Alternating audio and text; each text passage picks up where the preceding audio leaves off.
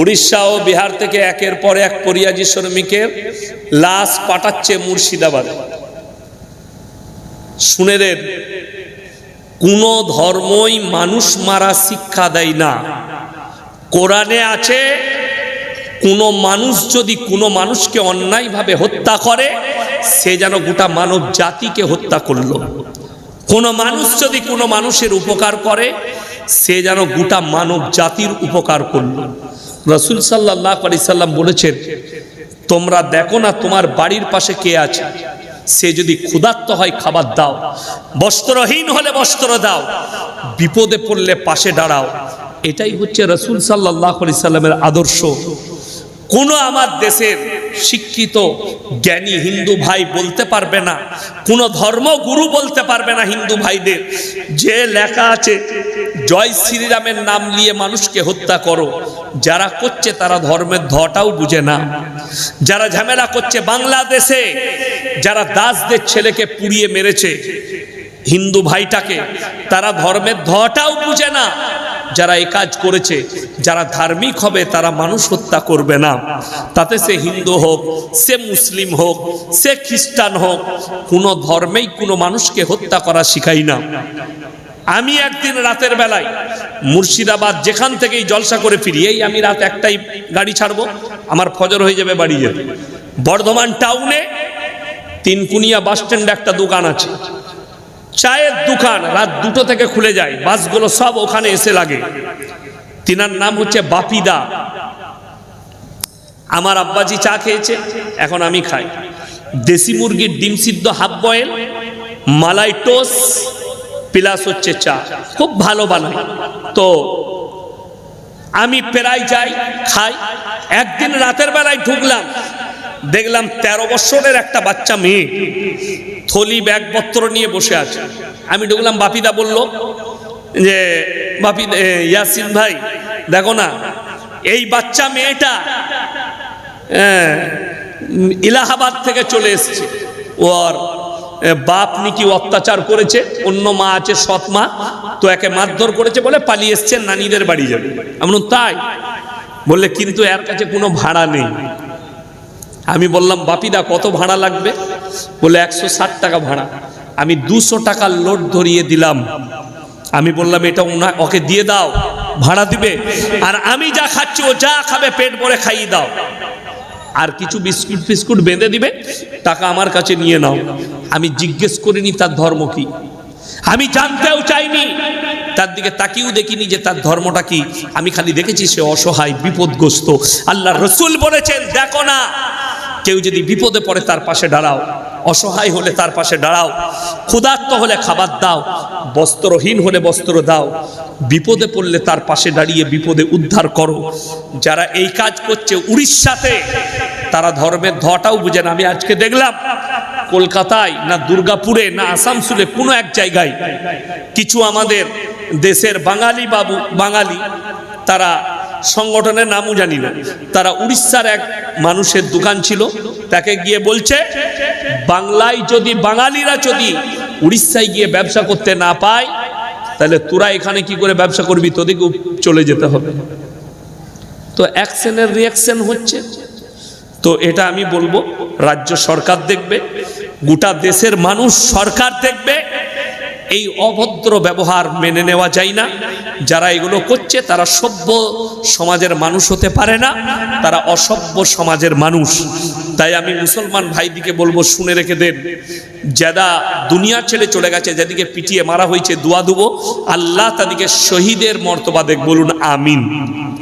আল্লাহ খালি একটা জিনিস বান্দার কাছ থেকে চেয়েছে, সেইটা হচ্ছে নেক আমল, সৎ কর্ম। বাংলায় যেটা কর্ম বলি, কাজ, ভালো কাজ, সৎ কর্ম। কোরআনে অপর জায়গায় আছে, মান আমিলা সালিহান ফালিনাফসি ওয়া মান আসা ফাআলাইহা। যে বা যাহারা ভালো কাজ করবে, আল্লাহ তাদেরকে পুরস্কৃত করবে, পুরস্কার। যে বা যাহারা খারাপ কাজ করবে, আল্লাহ তাদেরকে তিরস্কৃত করবেন। তিরস্কার মানে হচ্ছে অসম্মান। বেজ্জতি আল্লাহ করবে। ওই জন্যে আপনার আমার জীবনের মূল্যবান জিনিস হচ্ছে আমলটা, শরীর নয়, সৌন্দর্যতা নয়, শক্তি নয়, টাকা নয়, পদ নয়, জ্ঞান নয়, কর্ম। ওই জন্যে বড় মাস্টার হওয়াটা বড় জিনিস নয়, বড় চরিত্রবান হওয়াটা বড় জিনিস। বড় মৌলবি হওয়া বড় জিনিস নয়, বড় চরিত্রবান হওয়াটা হচ্ছে বড় জিনিস। আখলাক, ভালো ব্যবহার, এটাই মূল্যবান। আমাদের যে জীবন আছে, জীবনের তিনটে অংশ আল্লাহ দিয়েছে। একটা হচ্ছে আল্লাহর নিজের, আর একটা হচ্ছে আপনার আমার, আর একটা হচ্ছে পোকামাকড়ের। আল্লাহর কি? রূহটা হচ্ছে আল্লাহর, যেটাকে আমরা জান বলি। রূহ মানুষের মধ্যে আল্লাহ দিয়েছে। পৃথিবীর, শুধু মুর্শিদাবাদ জেলার নয়, পৃথিবীর যত ডাক্তার আছে সকলকে এক কাছে করুন। কেউ পেট ফাটছে, কেউ পিঠ, কেউ কিডনির ডাক্তার, কেউ ব্রেনের, কেউ আপনার হাড়ের, প্রত্যেকটা পার্শ্বের ডাক্তার আছে চিকিৎসা। তাদেরকে জিজ্ঞেস করুন, এত রোগী ফানলেন, আল্লাহ মানুষের মধ্যে রূহটা কোথায় রেখেছে? আজ পর্যন্ত কোনো ডাক্তার বলতে পারেনি। বলেছে? কথা বলেন। যদি প্রমাণ থাকে তাইলে বলে দেন, অমুক ডাক্তার আমাকে প্রমাণ দিয়েছে মানুষের মধ্যে জানটা কোথায় আছে। নাই, কিয়ামতের সকাল পর্যন্ত পারবে না। আল্লাহ রসুল সাল্লাল্লাহু আলাইহি ওয়াসাল্লাম আল্লাহকে প্রশ্ন করলেন, ওয়ায়াসালুনাকা আনির রূহ, ওগো আল্লাহ, রূহটা কি, জানটা কি? আমার আল্লাহ উত্তর দিলেন, কুলির রূহ মিন আমরি, রূহ হচ্ছে আমার আল্লাহর হুকুম। পৃথিবীর যতগুলো জানদার আছে, যাদের মধ্যে আল্লাহ প্রাণ দিয়েছেন, সকলের রূহটা আল্লাহর কবজায়। কার কবজায় বললাম? আল্লাহর কবজায়। আল্লাহ যাকে চাইবেন মৃত্যু দিবেন। আর গোটা পৃথিবী এক কাছে হয়ে কেউ কি যদি মৃত্যু দিতে চায়, আল্লাহর কসম, আমার আল্লাহ না চাইলে আপনি মৃত্যু দিতে, কথা বলে না, পারবেন। এই বিশ্বাসটার নাম হচ্ছে ঈমান। যদি বলেন এরকম কোন একটা দলিল দেন, এত মারাত্মক দলিল আছে, এত মারাত্মক দলিল, যে দলিল পৃথিবীর কেউ কাটতে পারবে না। ওই দলিল আমি দেব। তার আগে বলে দিই, এই মানুষের জন্য আল্লাহ কোরআনে একটা মারাত্মক শব্দ ব্যবহার করেছে মানুষের জন্য। কি? ইন্নাল ইনসানা খুলিকা হালুয়া, আমি এদেরকে অসহায় আর দুর্বল সৃষ্টি করেছি, এরা সবল নয়। কি?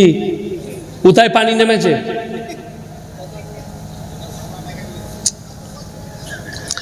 আমার ভাই,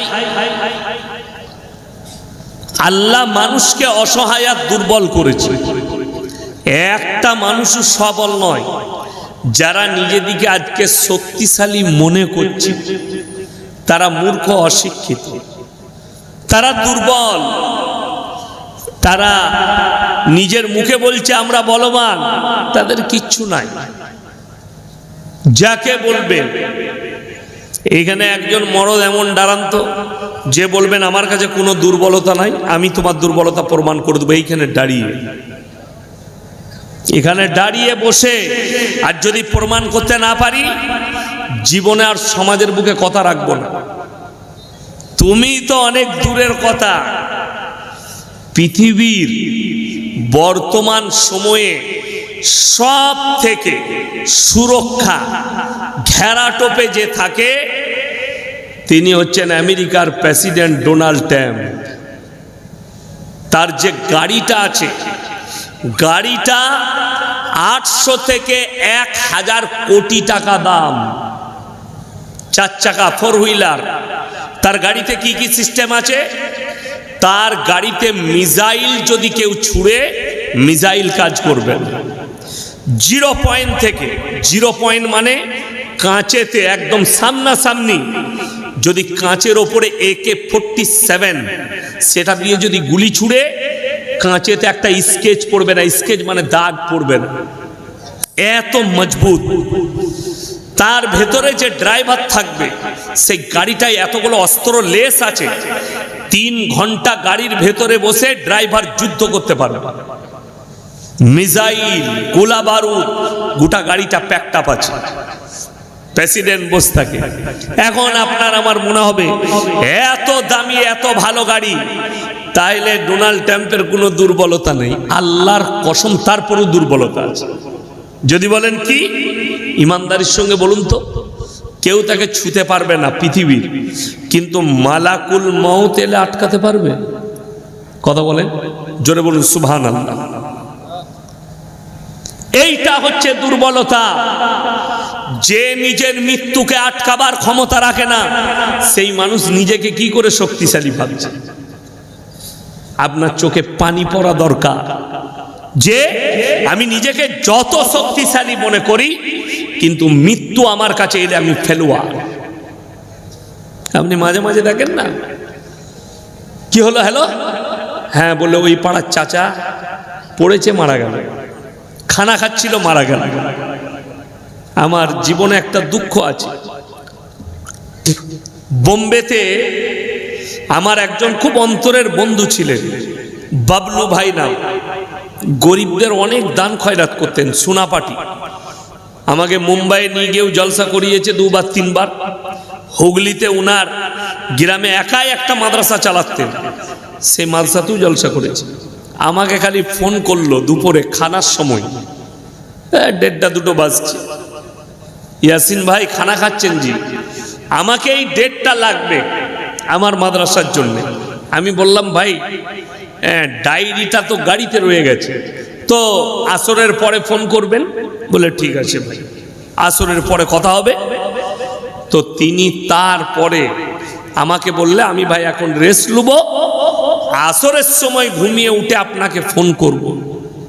বিশ্বাস করুন, আসরের সময় আমার যখন ফোন বাজছে, তখন তিনার একজন বন্ধু মানুষের বললেন বাবলু ভাই ইন্তেকাল করেছে। আল্লাহ জান্নাতি করুক বাবলু ভাইকে, বলুন আমিন।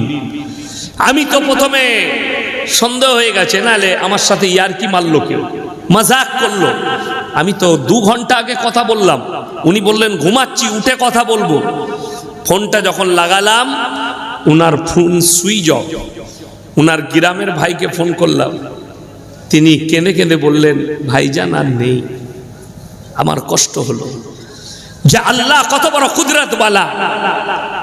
ভাবলাম ঘুমিয়ে উঠে আসরের নামাজ পড়ে চা খেতে খেতে একটু কথা বলবো।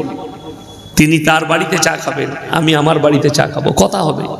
আর কথা হলো না, আর দেখা হলো না। তিনি কবরবাসী হয়ে গেলেন। ওই জন্যে যারা নিজেকে শক্তিশালী মনে করছেন, যারা নিজেকে পাওয়ারফুল মনে করছেন, যারা নিজেদিকে টাকার দিক দিয়ে, শক্তির দিক দিয়ে, জ্ঞানের দিক দিয়ে পাওয়ারফুল মনে করছেন, আল্লাহর কসম তুমি পাওয়ারফুল নও, তুমি দুর্বল আমার আল্লাহর কাছে। আল্লাহ তোমাকে দুর্বল করেছে। মৃত্যু এলে তোমার কেউ রুখতে পারবে না। তাহলে কিসের ফুটানি? যে কোনো দুর্বলতা আছে, আগে চলুন। আমার বলার উদ্দেশ্য একটাই, মাথায় রাখবেন, পৃথিবীর বুকে যতগুলো জালিম বাদশা এসছে, আল্লাহ সকলকে বেইজ্জতির সঙ্গে মৃত্যু দিয়েছে। কথাটা বুঝতে পেরেছেন না পারেননি? জালিম মানে বুঝেন অত্যাচারী। যারা অত্যাচারী বাদশা এসছে পৃথিবীর বুকে, পৃথিবীর ইতিহাস বলছি, কোরআন খুলেন, 2 জন জালিম বাদশার কথা কোরআনে জিকির আছে। একজনের নাম হচ্ছে ফেরাউন, যে নিজেকে আল্লাহ দাবি করেছিল না করে? আল্লাহ কত বড় কুদরতওয়ালা। এইখানে দলিলটা দেবো যে আল্লাহ যাকে রেখে দিবেন, আল্লাহর কসম পৃথিবীর গোটা শক্তি তাকে মৃত্যু দিতে পারবে না। গোটা পৃথিবীর শক্তি যদি বলেন কেমন করে, ফেরাউনের গণককাররা, আপনারা হয়তো জানেন না, পৃথিবীতে যতগুলো নেতা আছে, রাষ্ট্রনেতা, তাদের একজন করে জ্যোতিষী রাখা আছে, জ্যোতিষী, যারা তার ভবিষ্যৎ বলে। ফেরাউনের জ্যোতিষী ছিল, তারা হাত গুনে বলে দিল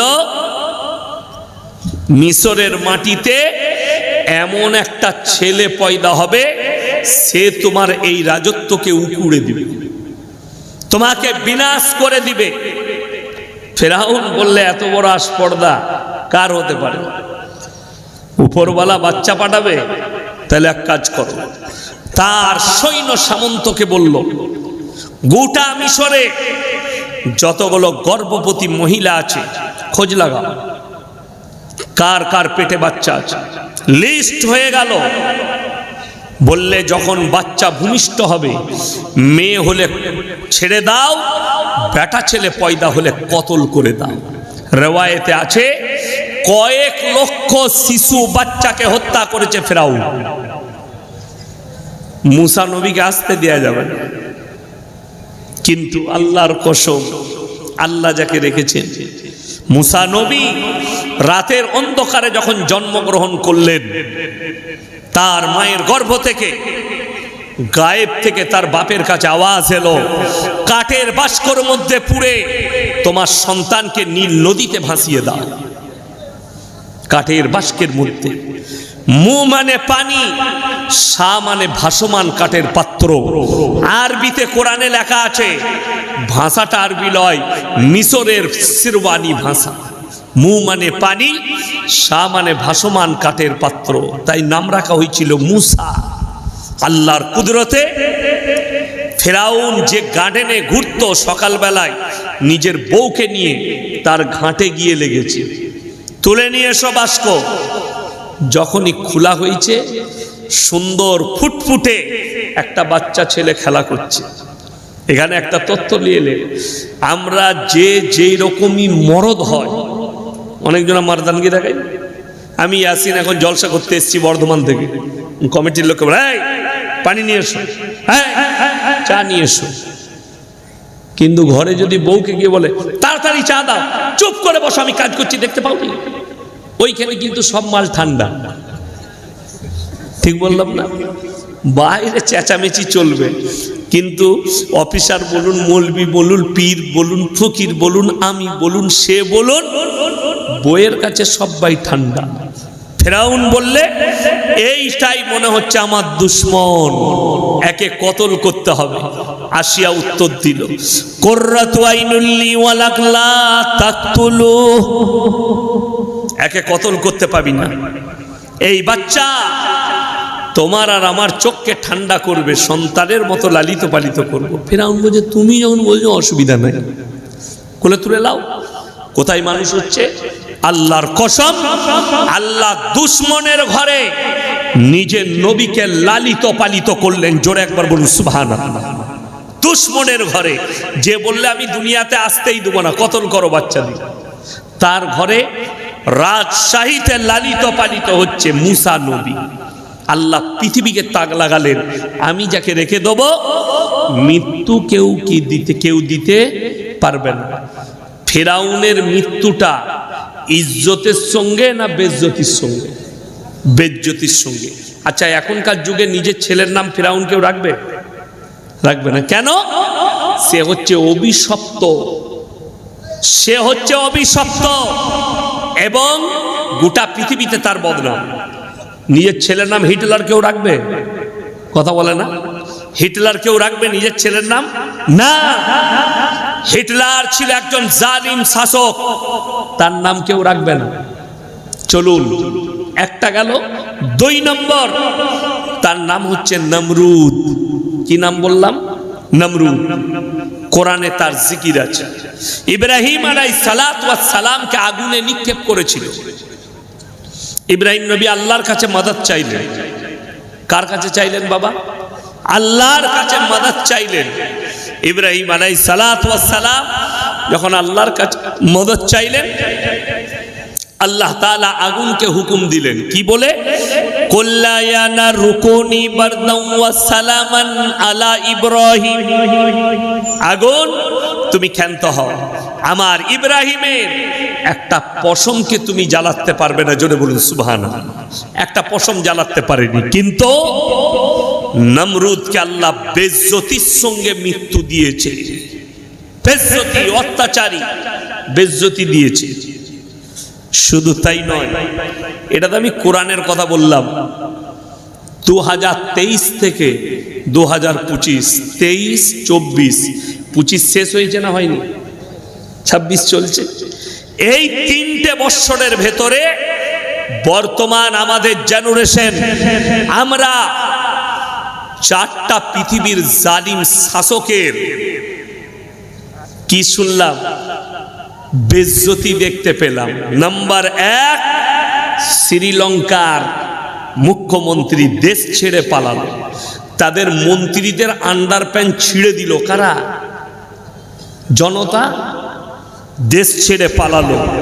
নাম্বার 2, রাজহাঁসের মাংস রেডি রান্না, পাতি হাঁসের মাংস, ইলিশ মাছের পাতুরি, ভেটকি মাছের পকোড়া, মাটন, দেশি মুরগি ডাইনিং টেবিলে রেডি। ম্যাডাম গোসল করছেন, বেরিয়ে টেবিলে বসে খানা খাবেন। সেনা প্রধান ঢুকে গেল, আপনার কাছে মাত্র 40 মিনিট টাইম আছে, যা নেবেন নেন, বেরিয়ে যেতে হবে, জনস্রোত আসছে, আপনাকে হত্যা করে দিবে। দেশ ছেড়ে পালাতে হয়েছে। রাঁধা ভাত আমার আল্লাহ খেতে দেয়নি, তার নামটা আর বলবো না, তিনি আমাদের কাছেই মেহমান হিসাবে আছেন। না, আমার উচ্চারণ করবো না, সমঝদারোं के लिए ইশারা কাফি। নাম্বার 3, তার নাম হচ্ছে সিরিয়ার বাশার আল আসাদ। তার গোডাউনে 4,500 কোটি টাকার খালি 4 হুইলার দাঁড়িয়ে আছে। সিরিয়ার প্রেসিডেন্ট বাশার আল আসাদ 5 মাস হয়ে গেল, সে কোথায় তার পরিবারকে লুকিয়েছে, নিয়ে পালিয়েছে, পৃথিবীর আল্লাহ ছাড়া আর কেউ জানে না। কোথায় লুকিয়েছে, যে দেশে আছে তারা জানবে, তা না হলে আমার আল্লাহ বেহতার জানে কোথায় লুকিয়ে আছে।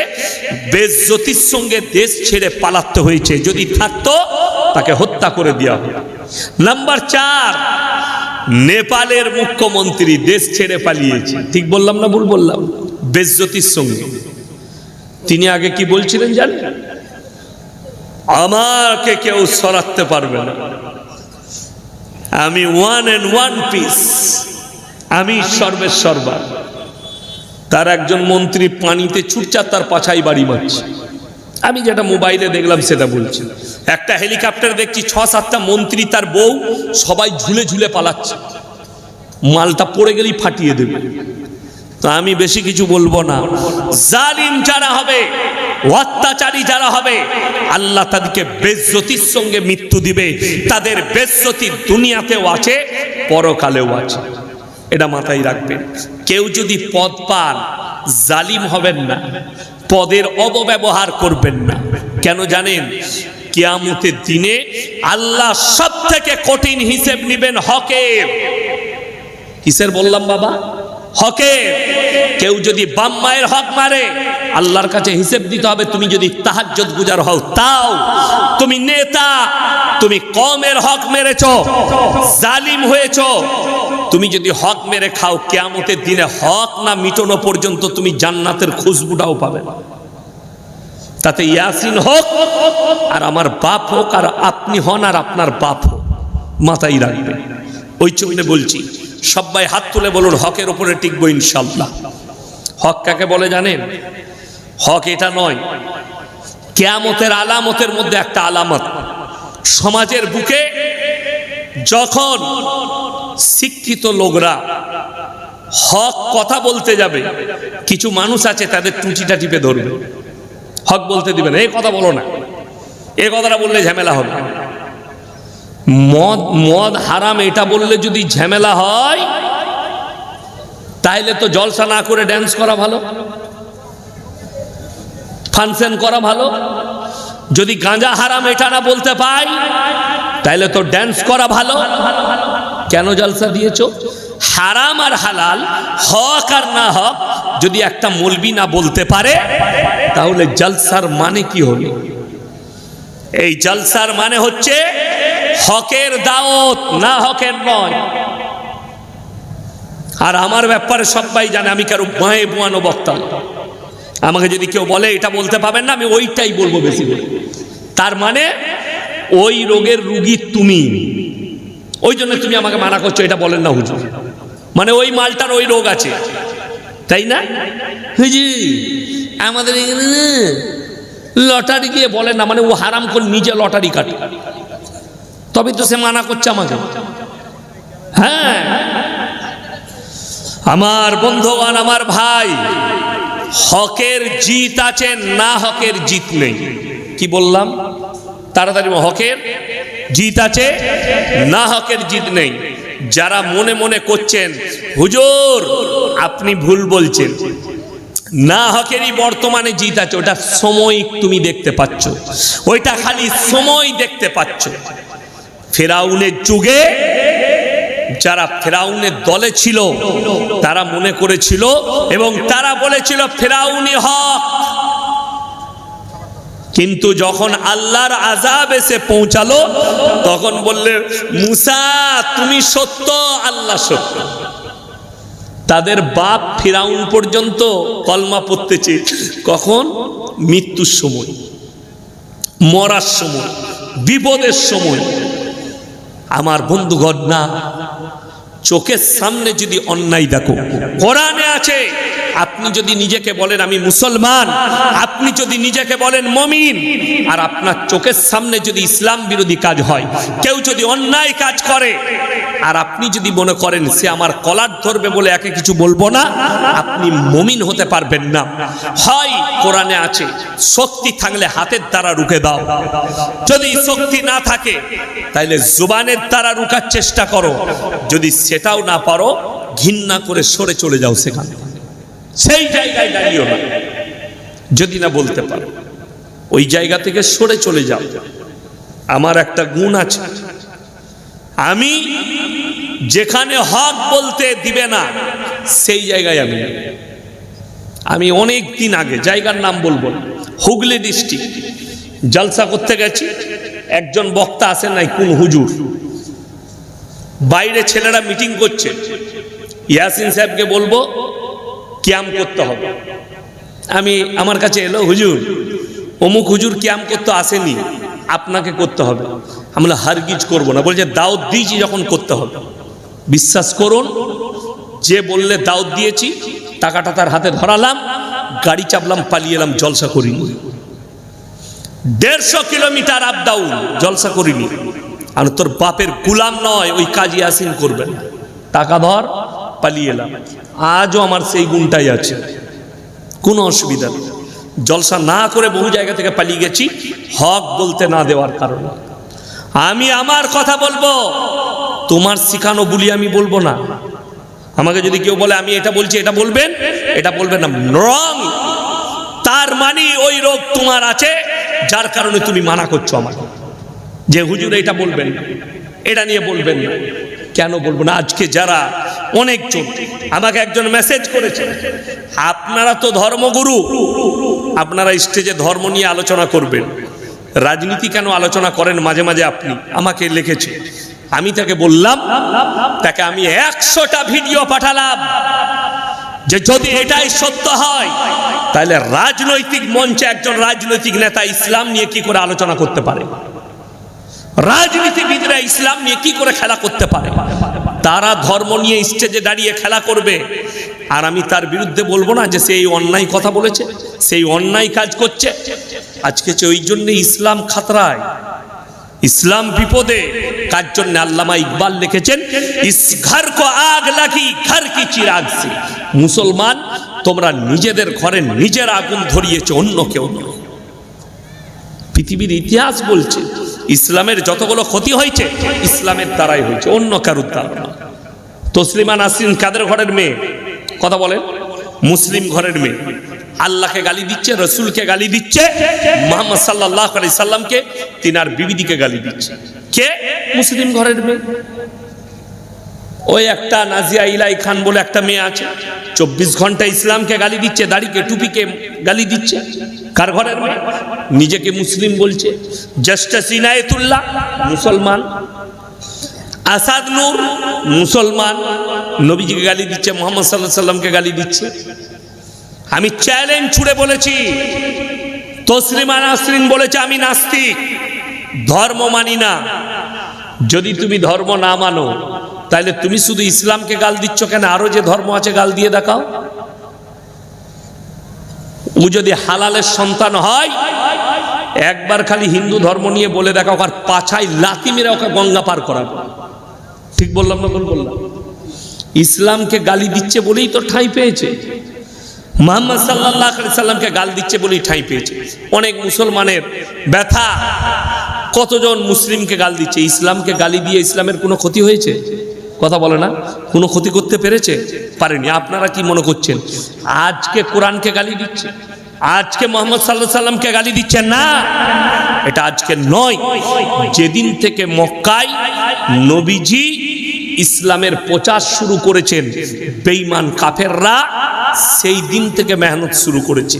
কোরআনের দলিল আছে, আল্লাহর নবী কাবা ঘরে কোরআন পড়ছেন। কোথায় বললাম বাবা? কাবা ঘরে। বেঈমান কাফেররা কাবার চারিদিকে বাইরে কি প্রচার করছে জানেন? আল্লাহ আয়াত পাঠালেন নবীজির কাছে, হে নবী শোনো, বেঈমান কাফেররা তোমার বিরুদ্ধে কি প্রচার করছে। ওয়াকালাল্লাযীনা কাফারু লা তাসমাউ লিহাযাল কুরআন ওয়ালগাউ ফীহি লাআল্লাকুম তাগলিবুন। নবী যে কোরআন আবৃত্তি করে, সে কোরআন তোমরা শ্রবণ করো না, হাততালি মারো আর কানেতে আঙ্গুল দাও। আল্লাহর কসম করে বলছি, তারপরও ইসলাম রুখতে পেরেছে? কথা বলে। তার দ্রুত গতিতে ছুটেছে। তো অসীম সরকারের মতো একটা মুতখোর গোবরখোর গাল দিলে কি এসে যায়? কথাটা বুঝতে পারেননি? অসীম সরকার বলে একজন গালি দিয়েছে যে 27 জন শয়তান মেলে কোরআন লিখেছে। আচ্ছা বলতে পারবেন এই কথাটা বলার পরে কতগুলো মুসলমান ইসলাম ছেড়েছে? হিসেব আছে কারো কাছে? কেউ ছাড়েনি। তাহলে ক্ষতি হয়নি? ক্ষতি হয়েছে? ক্ষতি তার নিজের হয়েছে, যেহেতু সে ভাষা খারাপ করেছে, গালি দিয়েছে, ক্ষতি তার। ফায়দা বলে যদি বলেন লাভ কোথায় হচ্ছে? একটা খালি দিল্লির মাটিতে ডিবেট হয়েছে, কলকাতার একটা মসজিদের ইমাম সামাইল নদভী আর ফিল্মের একজন আর্টিস্ট জাবিদ আখতার, দুজনের মধ্যে ডিবেট হয়েছে কি নিয়ে?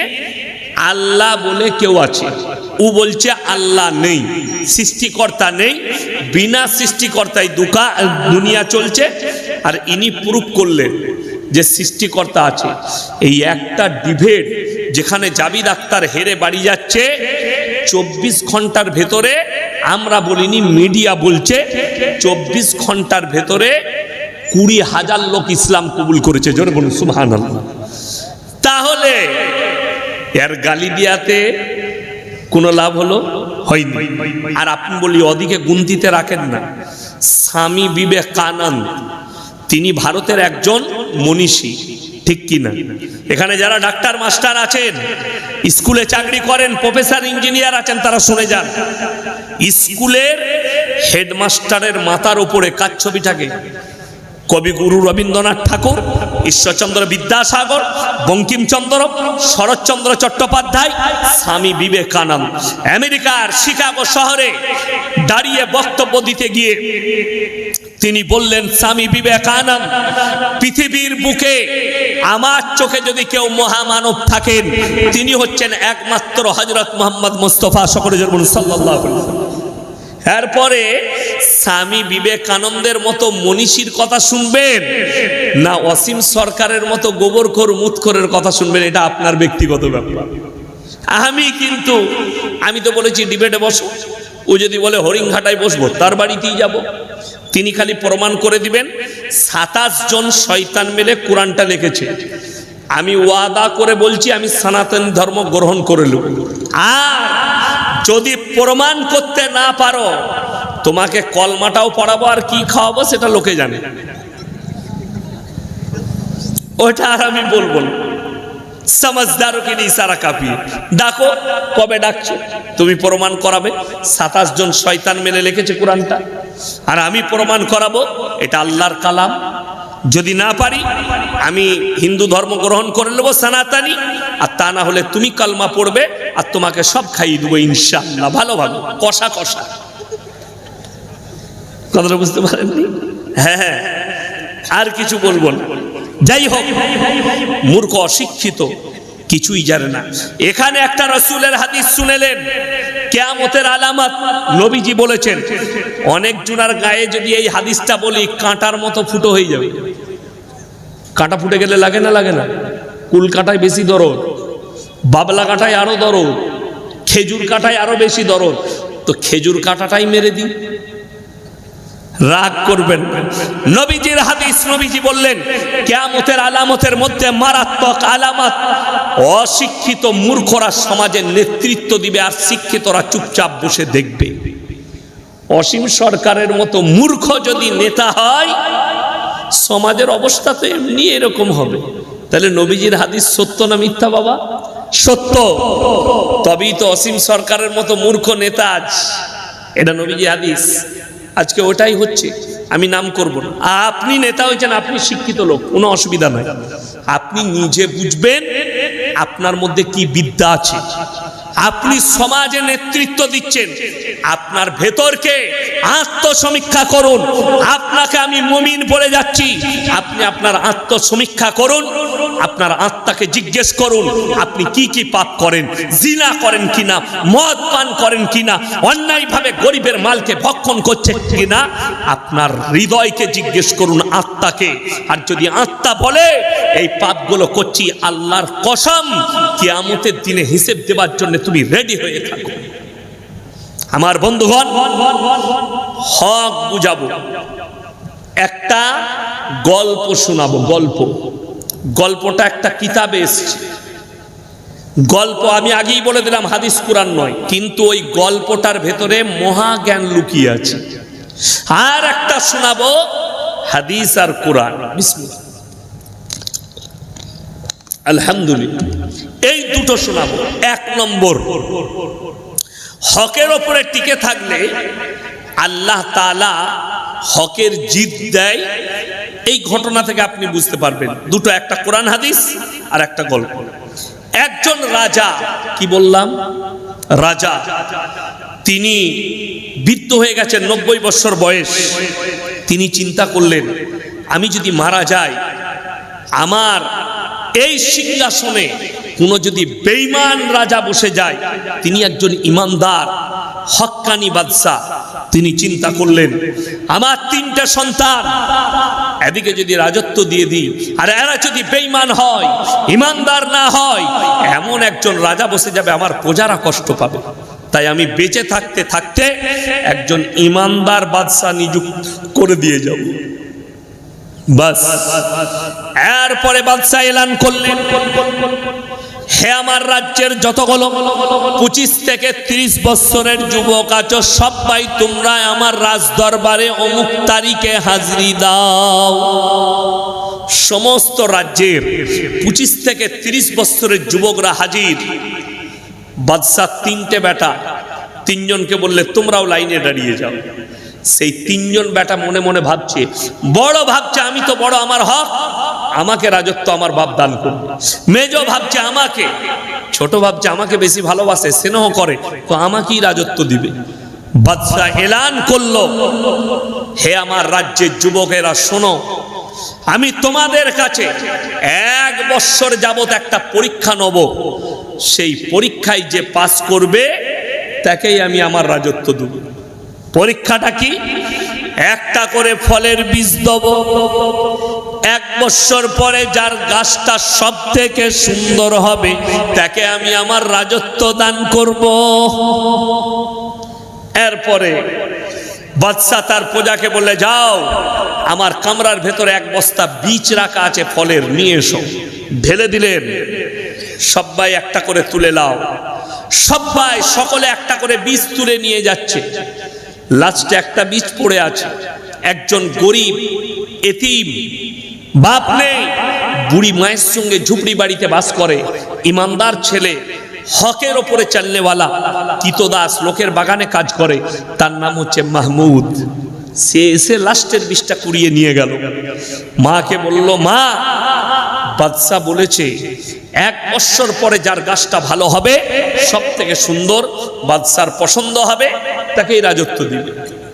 মা বলল, বাবা, একটা পাত্র নাও, মাটি দাও, বীজটাকে রোপণ করার সকাল সন্ধ্যা পানি দাও। বীজ রোপণ হয়ে গেল, সব ভাই বীজ লাগিয়ে ফেলেছে। 3 মাস পর সমস্ত যুবকের টবে গাছ বেরিয়ে গেছে, একমাত্র মাহমুদের টবেতে কোনো গাছ বের হয়নি। সবারই টবে গাছ বেরিয়েছে, মাহমুদের টবে নেই। মাহমুদ আল্লাহর কাছে কাঁদলেন, আল্লাহ, আমি তো ইমানদার ছেলে, আমি তো হকের ওপরে টিকে আছি, আল্লাহ, আমার টবে কেন গাছ বেরোয়নি? আল্লাহ, তুমি গাছটা বার করে দাও। দোয়া করছে। চলুন, 6 মাস কেটে গেল, 9 মাস, এমনকি 12টা মাস কেটে গেল, কিন্তু মাহমুদের টবেতে কোনো গাছ বের হয়নি। বাদশা এলান করলেন, হে আমার রাজ্যের যুবকেরা শোনো, তোমরা সবাই অমুক তারিখে আমার রাজ দরবারে নিজের নিজের গাছ নিয়ে উপস্থিত হও। বাদশা এলান করে দিলেন, গাছ নিয়ে অমুক তারিখে এসো। সকালবেলায় ফজরের পরে সব ছেলেরা নতুন নতুন জামা পরে যাচ্ছে। বাদশার বেটা 3টে, তারাও সুন্দর সুন্দর গাছ নিয়ে হাজির। ফজরের নামাজ পড়ে বাড়িতে এসে মন মারা হয়ে বসে আছে মাহমুদ। মা বললে, বাবা, এত মন খারাপ কেন? মা, বাদশা আজকে যেতে বলেছে গাছ নিয়ে, আমার টবে কোনো গাছই নেই, আমি কি নিয়ে যাব? মা বলল, বাবা মাহমুদ, তুমি হকের ওপরে টিকে আছো, তুমি এই খালি টবটা নিয়ে চলে যাও। মা, আমাকে লোকে পাগল বলবে। বলে, পাগল বলো, তুমি এটা নিয়ে যাও। সেই মাহমুদ খালি টব নিয়ে গিয়ে একবারই পেছনের কাতারে দাঁড়িয়েছে। বাদশা এলেন সিংহাসনে, সমস্ত গাছগুলো পরিদর্শন করলেন। দেখার পরে তিনার নজরে পড়ল পেছনে একজন টব নিয়ে দাঁড়িয়ে আছে, যার টবেতে কোনো গাছ নেই। বাদশা বললেন, হে পেছনে যে দাঁড়িয়ে আছো, তোমার নাম কি? বাদশা, আমার নাম মাহমুদ। তোমার টবে কোনো গাছ নেই, তুমি আমার সিংহাসনের কাছে এসো। ভয়ে ভয়ে নিয়ে এলো। বাদশা, আমি একজন ইমানদার ছেলে, জানি না, আমি লাগিয়েছি, পানি দিয়েছি, মেহনত করেছি, আল্লাহ জানে কেন গাছ হয়নি। বাদশা মুচকিয়ে হাসলেন আর বললেন, মাহমুদ, ভয় খাবার কিছুই নেই, তুমি উঠে এসো আমার কাছে। বাদশা সিংহাসন ছেড়ে দিলেন আর বললেন, বসো, আমার এই সিংহাসনে বসো। সব ছেলে হো হো করে হাসছে। কেন সবাই হাসছে? এই জন্যই যে বাদশা তার সাথে মজাক করছে, এবং মাহমুদ মনে মনে ভাবছে, আল্লাহ, বাদশা আমার সাথে মজাক করছে এইভাবে। কিন্তু না, বাদশা এলান করলেন, হে আমার রাজ্যের যুবকেরা শোনো, আজকে আমি তোমাদের কাছে একজন ইমানদার বাদশা নিযুক্ত করছি, যার নাম হচ্ছে মাহমুদ। সমস্ত যুবক বলে উঠল, হে বাদশা, আপনি বলেছেন যার গাছটা সব থেকে সুন্দর হবে তাকে আপনি রাজত্ব দান করবেন। বাদশা বললেন, অবশ্যই বলেছিলাম, কিন্তু আমি তোমাদিকে যে বীজটা দিয়েছিলাম ওটা আমি গরম পানিতে সিদ্ধ করে দিয়েছি। কেমন করে তোমাদের টবে গাছ বের হলো? তোমরা সবাই 2 নম্বরই করে বাজার থেকে অন্য বীজ কিনে রোপণ করেছো। একমাত্র মাহমুদ এই হকের ওপরে টিকে আছে এবং আমার বীজটা এই রোপণ করেছে, যার কারণে আর টবেতে কোনো গাছ বের হয়নি। জোরে বলুন সুবহানাল্লাহ।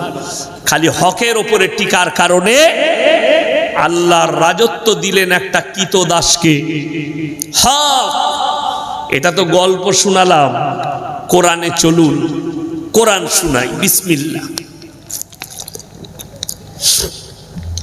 আমার আল্লাহ রাব্বুল আলামিন আল্লাহর নবীকে বললেন, হে নবী, তুমি মক্কা নগরীতে তোমার সাহাবীদের কাছে, মুসলমানদের কাছে এলান করো, ওয়ামা ইউকরিদুল্লাহ কারদান হাসানা। আল্লাহর রাস্তায় কে কি দান করবে বলো। সেই সময় মক্কার বেঈমান কাফেররা কি বলতে লাগলো জানেন? এই শুনেছি মুসলমানদের আল্লাহ ফকির হয়ে গেছে, বলুন নাউজুবিল্লাহ। এই অপবাদ নবীজি যখন এলান করলেন, আল্লাহর রাস্তায় কে কি দান করবে বলো। ওই জন্যে আমার একটা জলসা ভাইরাল হচ্ছে, আপনারা অনেকে দেখেছেন। আমি বলেছি মাইক টাঙিয়ে মারুতি ভ্যান নিয়ে যারা আদায় করে এদিকে আদায় দিবেন না, এটা আমি বলেছি। প্রচুর ভাইরা, আমার মোবাইলে রেকর্ডিং আছে, বীরভূমে মাদ্রাসার নামটা আছে, আমি বলে দিলে তারা মার খাবে, তাদের মাদ্রাসা মার খাবে। ওই জন্য আমি নামটা বলবো না, আর রেকর্ডিংটাও শোনাবো না। আমার কাছে রেকর্ডিং, কেউ পার্সোনাল চাইলে দিতে পারি তাকে। কেন? এই বায়ান করার পরে একটা মলি সাহেব মানুষ আমাকে ফোন করে মা বোন তুলে গাল দিচ্ছে, এবং সে বলছে অমুক মাদ্রাসার শিক্ষক আমি, তারপর আমাকে গালি দিচ্ছে, তুমি মারুতি ভ্যান নিয়ে আদায় করতে মানা করেছে। আমি বললাম ওই চোর মালটাই তুমি, তাহলে তুমি আমাকে গাল দিবে না কেন? বলেছে এখানে অনেক জনের ব্যথা লাগবে যে হুজুর মারুতি ভ্যান নিয়ে মাদ্রাসার আদায় করবে। আচ্ছা বলুন তো, এই যে জালসা করছি এখানে আমরা আদায় করছি, মাদ্রাসার আদায় হচ্ছে, এখানে বদনামের কোনো ভয় আছে? আমরা নিজেদের কমের কাছে চাইছি, ঠিক কিনা? বাজারে ইসলামপুর বাজারে মাইক টাঙিয়ে আদায় করছে, আল্লাহ রাস্তায় কি দিবে বলো ভাই? জান্নাতে চলে যাবে বাবাজিরা, দিয়ে ভিক্ষা চাইছে। বিশ্বাস করুন, আমি 20-25 দিন আগে, 1 মাসের কাছাকাছি হবে, আমি ত্রিপুরা থেকে জালসা করে ফিরছিলাম। ত্রিপুরায় সোনামুড়া বলে একটা জায়গায় আমার জালসা ছিল। তো আমি ফ্লাইট লেট ছিল আমার, কলকাতা থেকে আমার বাড়ি আসানসোলের রুটে পড়ে ভলভো বাস আছে, ভলভো, দামি দামি ভলভো। তো আমি একটা ভলভোই চাপলাম। আমার পাশেই এই পানাগড়ের কাছে, আমার বাড়ি থেকে পানাগড় 13-14 কিলোমিটার, ওখানকার একজন ভদ্রলোক চাপল, হিন্দু ভাই আমার পাশে বসলো। সে আমাকে দেখি, আপনি ইয়াসিন ভাই না? বলুন জি। আমার ভাগ্য কত ভালো, আমি এইমাত্র উত্তরবঙ্গ থেকে এসে নামলাম, আপনার সঙ্গে দেখা হবে ভাবতে পারি না। বলছে স্যার এই দেখে, মোবাইল খুলে দেখালো, ট্রেনে বসে বসে আপনারই বায়ান শুনছিলাম। আমাকে বললে একটা প্রশ্ন করবো স্যার, আমার মনে আছে। বলুন, কোনো অসুবিধা নেই, আপনি বলুন, নির্দ্বিধায় বলুন, আমি রাগী মানুষ নয়, কোনো অসুবিধা, আপনি বলতে পারেন। বললে আপনাদের সব ঠিক লাগে, আপনাদের মতো মলি সাহেবরা এই মারুতি নিয়ে মাইক টাঙ্গিয়ে ভিক্ষা কেন করেন? আমরা কত বড় আস্পর্ধা, এই তো মলবি চিনেনি, কথাটা বুঝতে পারেননি। আমি তাকে বললাম, যারা আমার বক্তব্য দেখেন, যারা এখানে বসে আছেন শুনে যান, মলবি যাকে তাকে বলবেন না, মলবি যাকে তাকে বলা যাবে না। আপনাদের এখানে এই যারা গাইদুয়ায় গয়লা, আমাদের ওখানে গয়লা বলে, আপনাদের কি বলে? ঘোষ। ঘোষ গয়লা একই, ঘোষ। তো ভোরের বেলায় গাইদুয়াতে গেছে, শীতকালের দিন একটু ভোর ভোর এসছে, একটু অন্ধকার আছে, গোয়ালে ঢুকেছে গাইদুয়াতে। ও গাই মনে করে এড়ে গরুটা দুয়াতে গেছে, মেরেছে লাত। তখন দেখছে এড়ে গরু। কেন? মুখটা গায়ের মতো। মুখটা গায়ের মতো কিসের মতো? মুখটা গায়ের মতো, কিন্তু গরুটা এড়ে। এই মলবি গোছের অনেক মাল বেরিয়ে গেছে, দাড়ি লাগিয়েছে, লম্বা জামা লাগিয়েছে, টুপি লাগিয়েছে, আপনি মলবি মনে করছেন।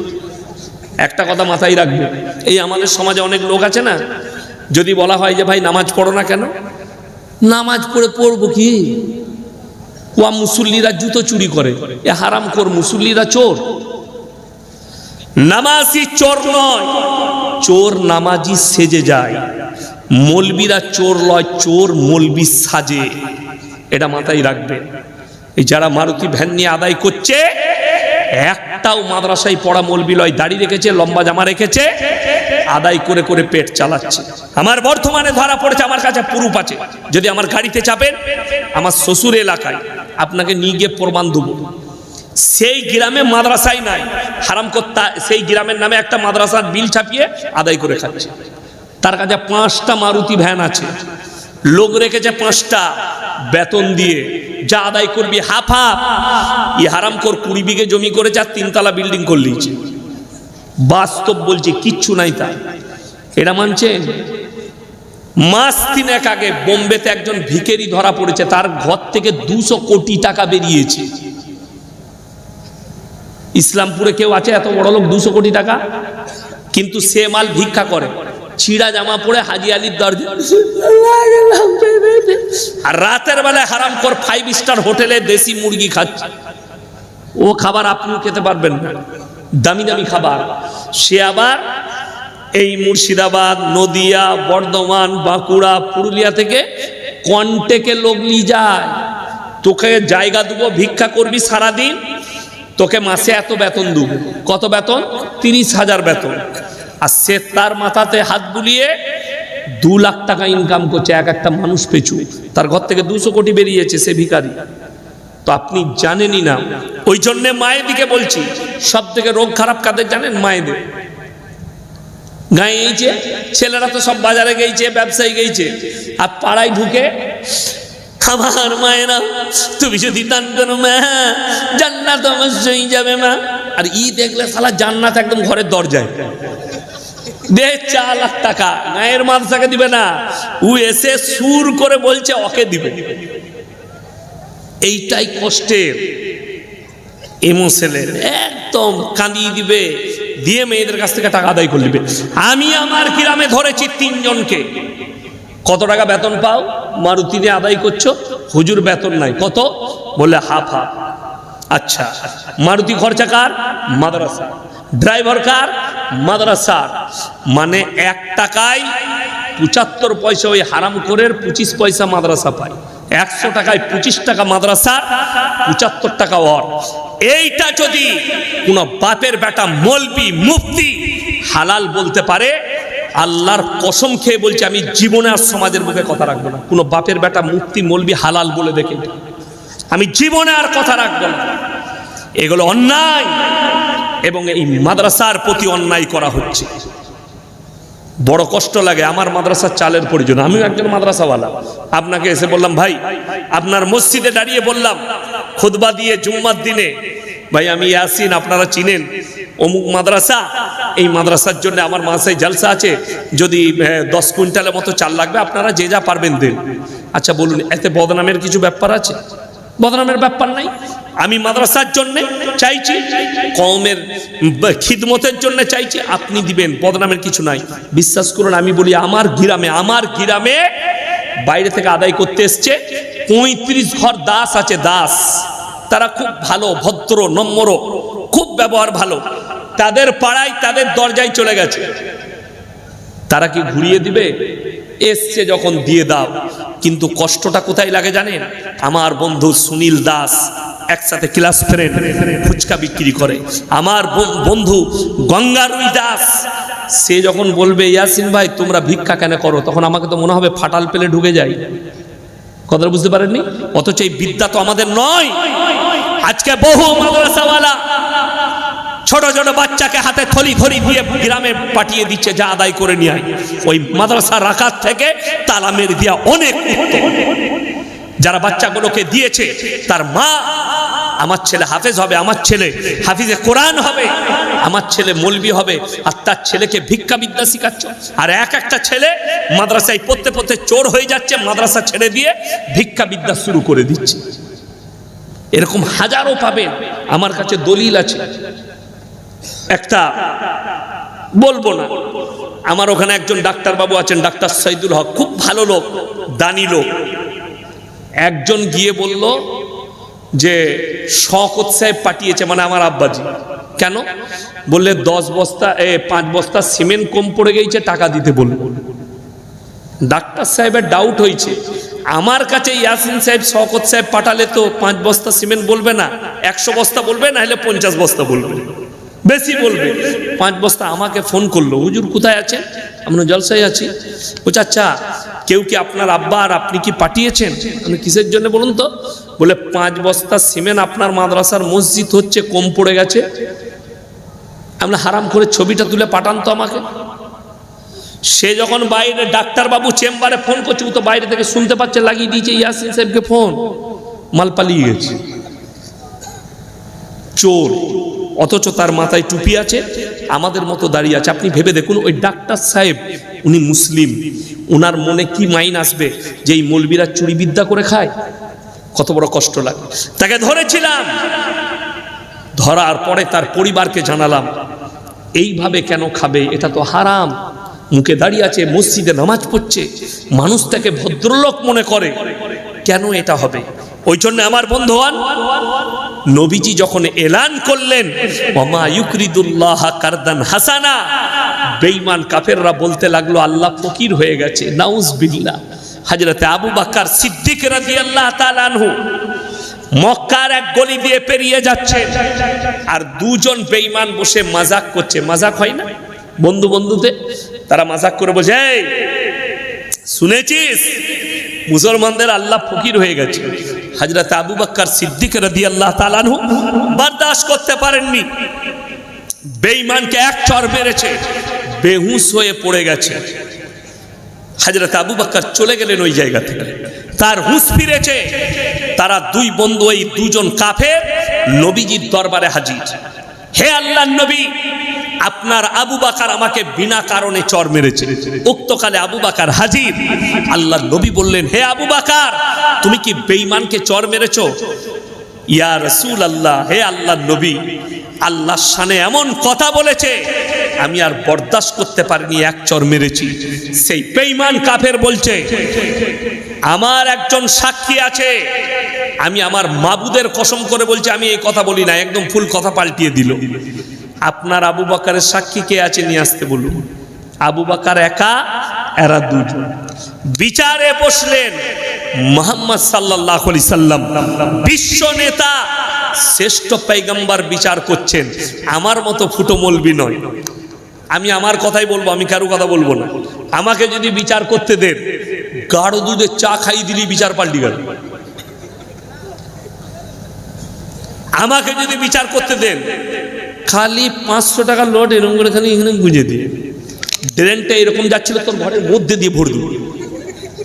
ঠিক বললাম না ভুল বললাম? রাগ করেন, আমি আমার কথা বলছি, আমি কারো কথা বলি না, আমি আমার কথা। এরপর যদি কেউ করে থাকে তার গায়ে লাগলে আমার দোষ নেই। তুমি যদি করো এরকম, তো তোমার গায়ে লাগতে পারে, কিন্তু বেঈমানি করেছো, তাই না? আমার বন্ধুগণ, আমার ভাই, আল্লাহর নবী কি উত্তর দিলে জানেন? বিসমিল্লাহ। হে আমার আবু বকর, শোনো, তুমি যদি সাক্ষী না আনতে পারো, আমি বেঈমানকে বলবো তোমাকে মেরে প্রতিশোধ নিয়ে নিবে। এটা ছিল নবীজির বিচার। কালিজার টুকরার বিচার করলেন বেঈমানদের সামনে, ন্যায় বিচার। নবীজির চোখে পানি, হযরতে আবু বকরের চোখ দিয়ে পানি পড়ছে। কেন?